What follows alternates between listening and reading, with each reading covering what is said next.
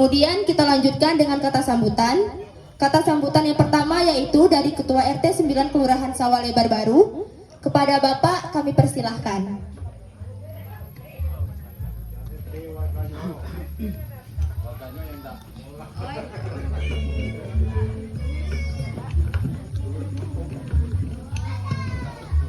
Terima kasih. Bismillahirrahmanirrahim.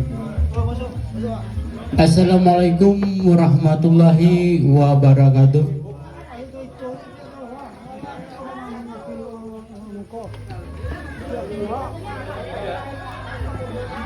Syukur alhamdulillah pada malam ini kegiatan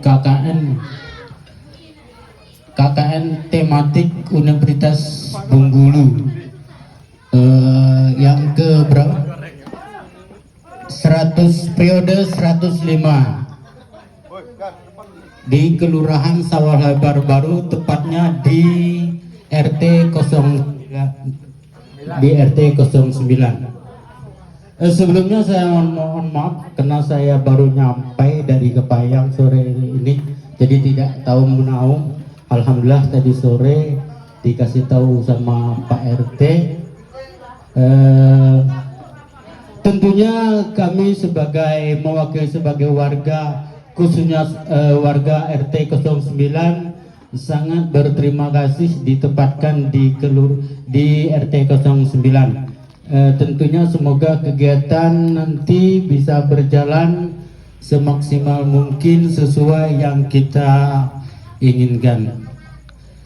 Kemudian salawat berserta salam tetap kita sampaikan kepada Nabi Muhammad Sallallahu Alaihi Wasallam. Allahumma sholli ala sayyidina Muhammad wa ala sayyidina. Kemudian tidak panjang lebar karena kayaknya mungkin acara agak panjang nanti. Tentunya harapan kami dan kita semua acara pada malam ini Loka Karya Mahasiswa KKN Periode 105 Universitas Bengkulu Kelurahan Sawah Lebar Baru kelompok 69 berjalan lancar, insyaallah itu. Oke. Saya kira cuma itu saja yang kami sampaikan mewakili RT sekaligus warga RT 09 Sawah Lebar Baru. Wabillahi wa taufiq wal hidayah. Wassalamualaikum warahmatullahi wabarakatuh.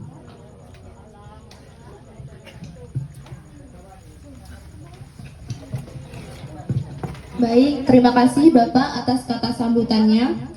Kemudian sambutan yang kedua yaitu dari Ketua Kelompok 69 KKN Uni periode 105 kepada Muhammad Riyana Al-Munawar, disilahkan.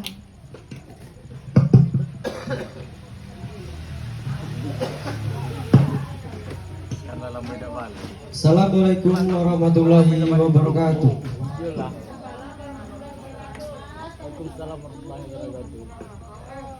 Yang kami hormati para sesepuh RT 09 Sawah Lebar Baru, yang kami hormati Pak RT 09 Sawah Lebar Baru, yang kami hormati teman-teman warga Bapak Ibu RT 09 Sawah Lebar Baru.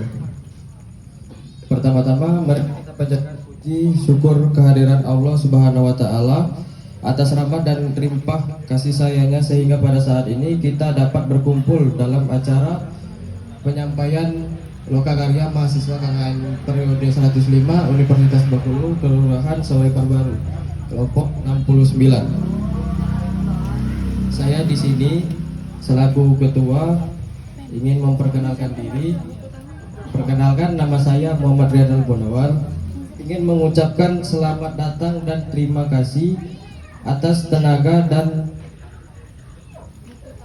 untuk meluangkan waktu bisa menghadiri di acara penyampaian proker Loka Karya Mahasiswa KKN Unim periode 105 pada malam hari ini.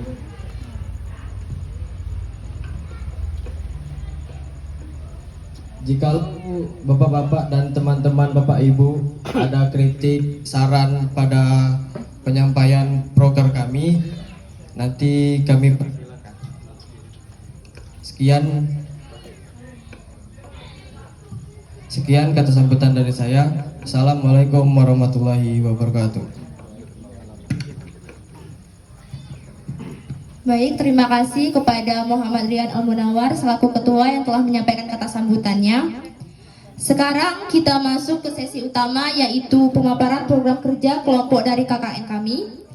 Pemaparan ini akan disampaikan oleh rekan saya, yaitu Anissa Rahma Fadilah. Kepada Anissa, saya disilahkan. Baik, terima kasih moderator atas kesempatannya. Perkenalkan, kami dari kelompok 69 mahasiswa KKN Universitas Bengkulu periode 105 yang ditempatkan di Kelurahan Sawalebar Baru. Pada kesempatan kali ini kami akan memaparkan kegiatan atau program kerja KKN dengan tema pengolahan sampah berbasis kearifan lokal. Mungkin boleh di next. Jadi untuk tema KKN tadi itu sudah ditentukan oleh Universitas Bengkulu, dan tema ini dipilih karena sampah itu merupakan masalah nyata yang berdampak langsung terhadap lingkungan dan kesehatan masyarakat. Dengan mengangkat nilai-nilai lokal atau yang berbasis kearifan lokal tadi, itu kami berharap pengelolaan sampah bisa dilakukan secara mandiri dan berkelanjutan oleh masyarakat setempat.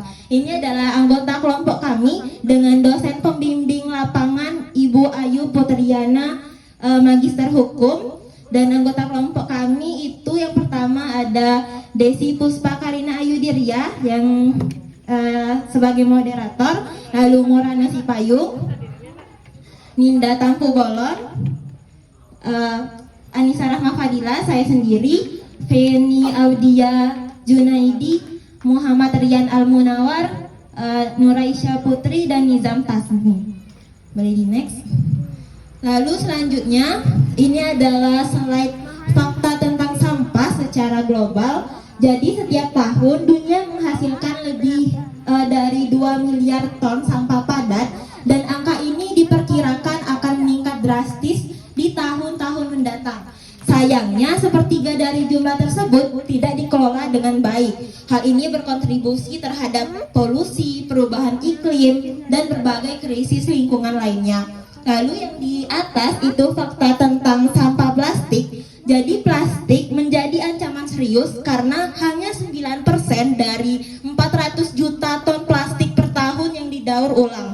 Sisanya itu mencemari tanah dan laut. Bahkan satu botol plastik itu bisa membutuhkan waktu hingga 450 tahun untuk terurai. Oleh karena itu, edukasi dan tindakan nyata dari masyarakat itu sangat dibutuhkan.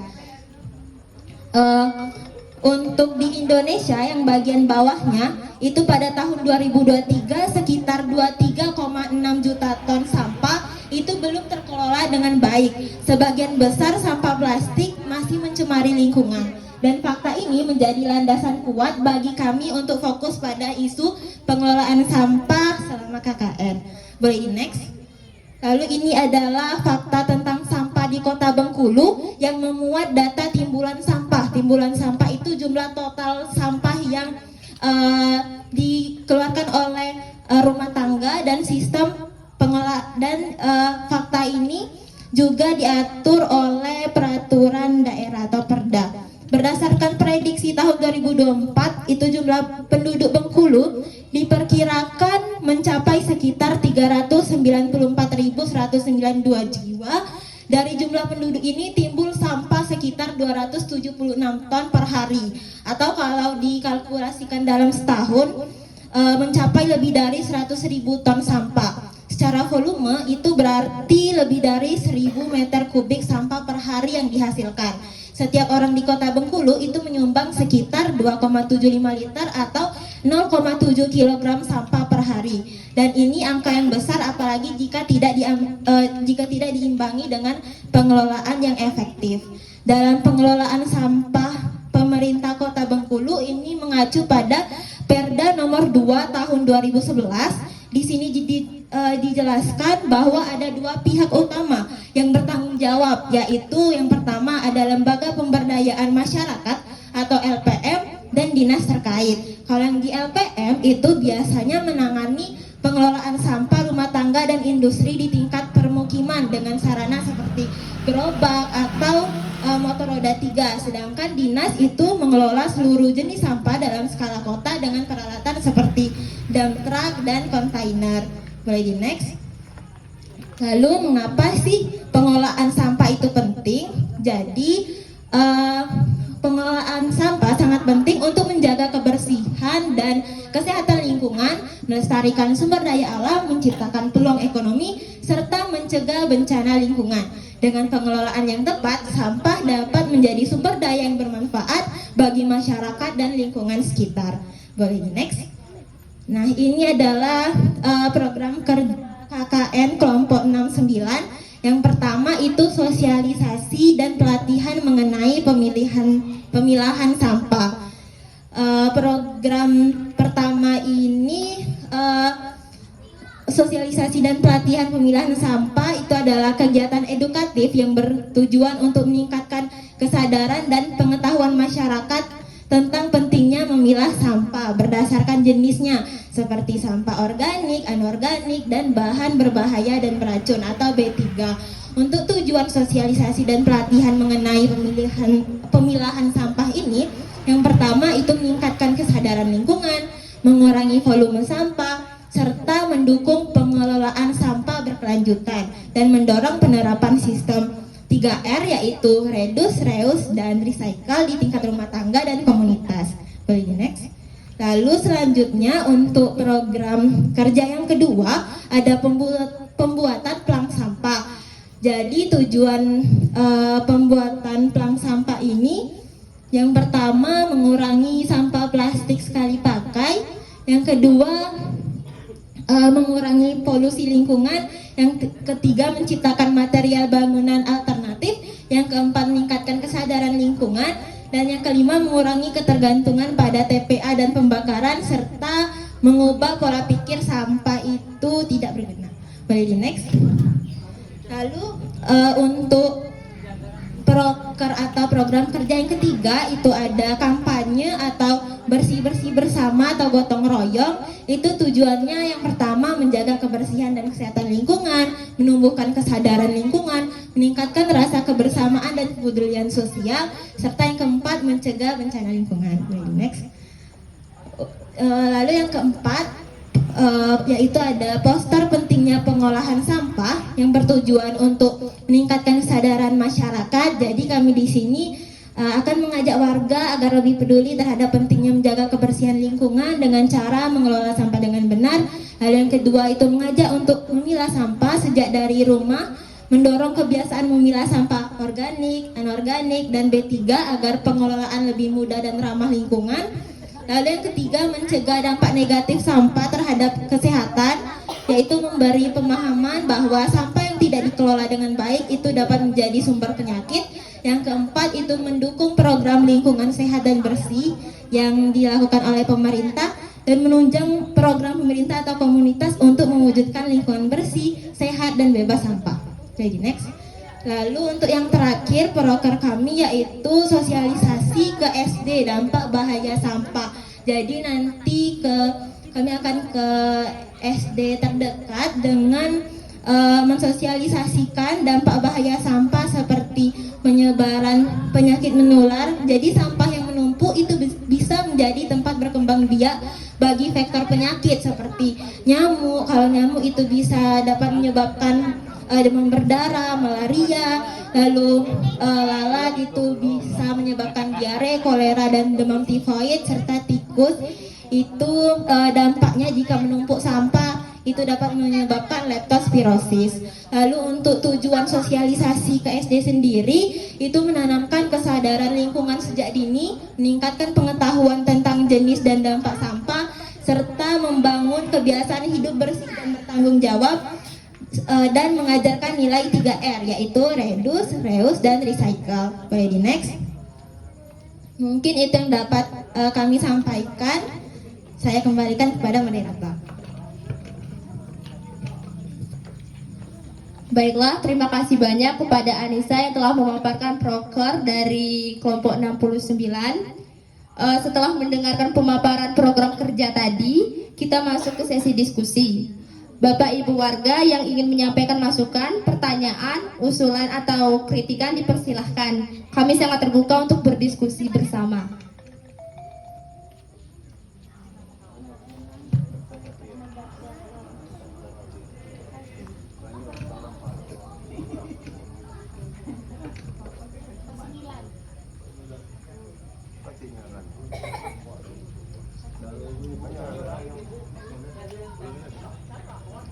Baiklah Pak, Bu, apakah ada saran atau kritikan atau masukan?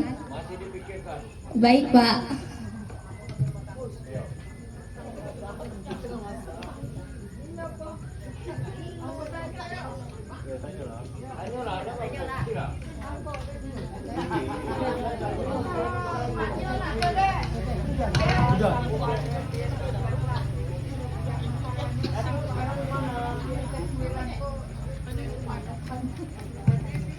Assalamualaikum warahmatullahi wabarakatuh. Saya kok nak menanyo ke ibu-ibu adik-adik KKN, kok boleh sampai ke lurah. Nah, masalah sampah kita kan bayar. Kalau bayar tuh kan di depan rumah sampahnya kan. Jadi kalau berapa hari kan baunya tuh kan meri kecil orang. Lamo dikit deket kayak ayam. Nah, deket kayak kucing. Jadi sedangkan orang kantor lurah tidak tahu menau, pokoknya bayar. Jadi kebanyakan kami kok bakar. Jadi tukang sampah kok makan jadi butuh. Jadi cak mana tuh dek solusinya? Nah, cak ikonnya Ibu Susilawati kok banyaknya panggang karena dia keke ayam. Jadi tidak bayar. Jadi pasnya ditagih lah 100 berapa sih kemudian? 120. Nah, 120. Jadi cak mana solusinya sampah tuh supaya cak mana tiap hari apa kan kalau di muka rumah kan keke ayam busuk lah. Jadi ngepanggang dek sarotnya. Numpuk lah berbaut, serak di jalan. Sedangkan orang keturunan tidak tahu menau, pokoknya bayar. Nah dek, saya susi nak ngecek. Tidak jadi yang ngecek. Jadi cak mano, ini tidak tahu menau, sampah aku dipanggang apa kan? Tahu kan telurah, minta kartu siapa?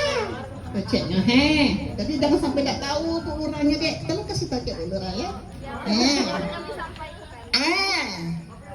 Berarti kami mau kan karena masih ada lahan kan kami bakar daripada busuk dan keke ayam.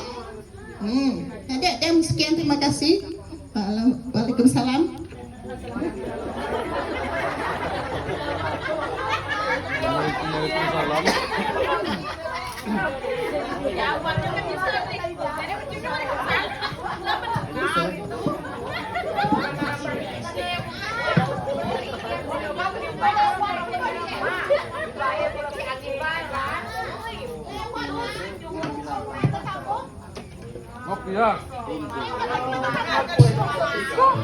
Baiklah, untuk pertanyaan dari Ibu tadi kami akan sampaikan kepada Ibu Lurah. Nanti kami akan mengajukan surat untuk bagaimana mengatasi cara ini Bu. Kan ada cara pemilihan sampah yang sosialisasi yang kering dengan yang basah. Nah, itu nanti kami akan bedakan. Mungkin kami akan membuat ini.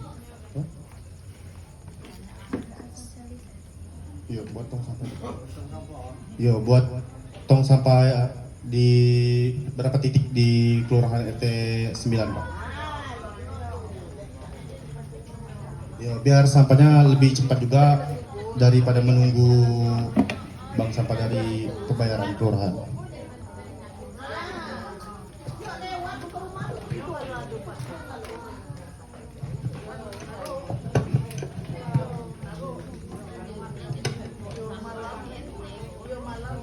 Baik Ibu, mungkin itu jawaban dari kelompok kami. Untuk permasalahannya mungkin akan kami sampaikan kembali nanti kepada Ibu Lurah. Iya Bu, sama-sama. Apakah ada saran atau masukan yang lain lagi Pak, Bu? Kita bisa diskusi secara terbuka.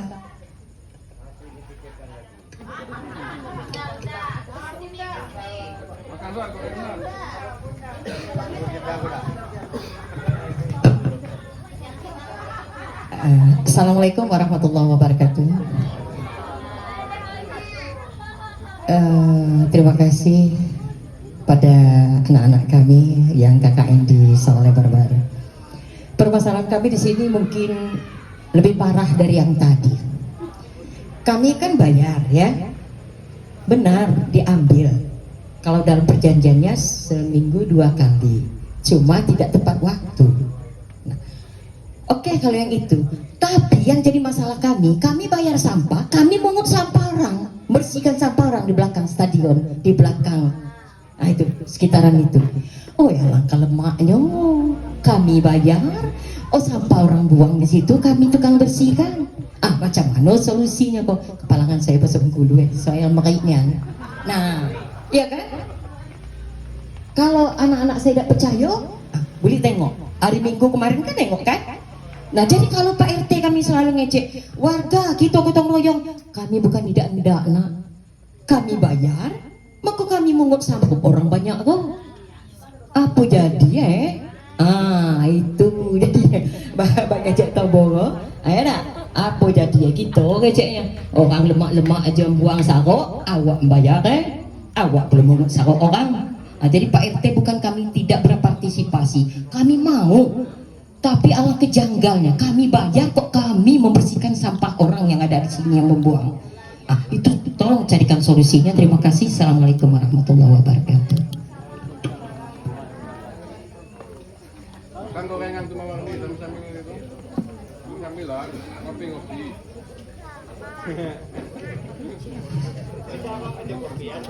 Wah, jadi.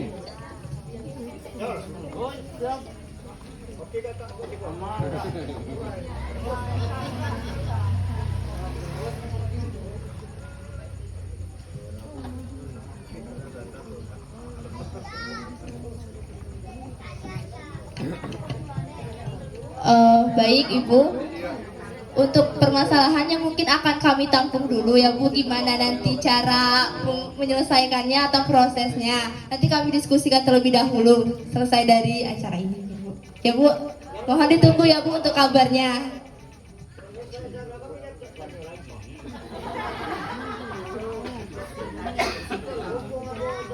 Jadi PR. Iya Pak, jadi PR untuk kami. Gimana cara nyelesainnya nanti?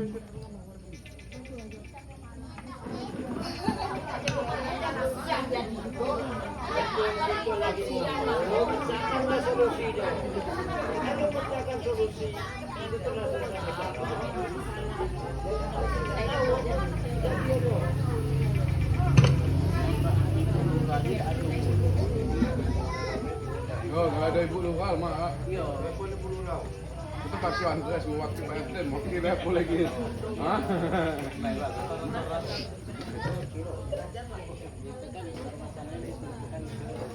Ada tuh wakil RT lagi apa lagi?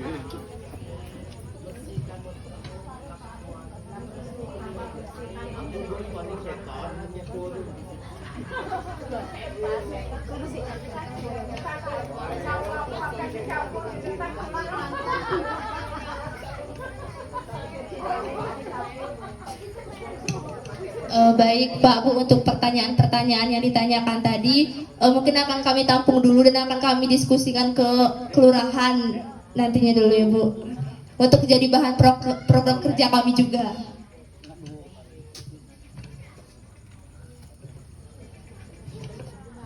Apakah ada lagi Pak Bu untuk permasalahan yang mungkin ingin disampaikan?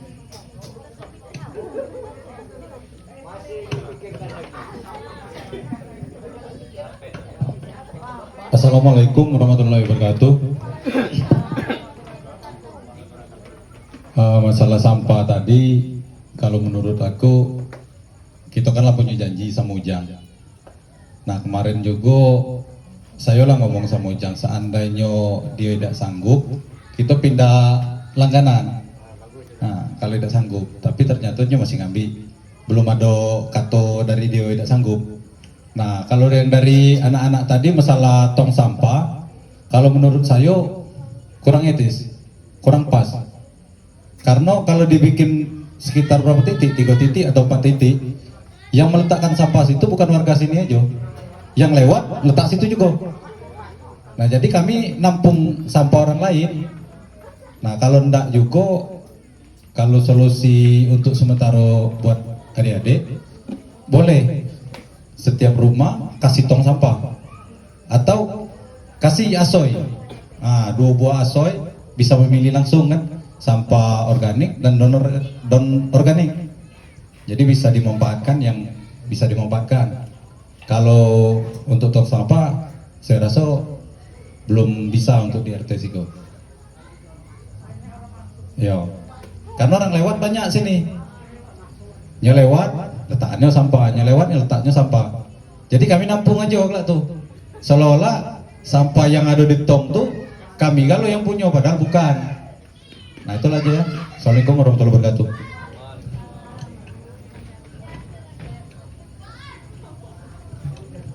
Baik, terima kasih banyak Pak untuk sarannya.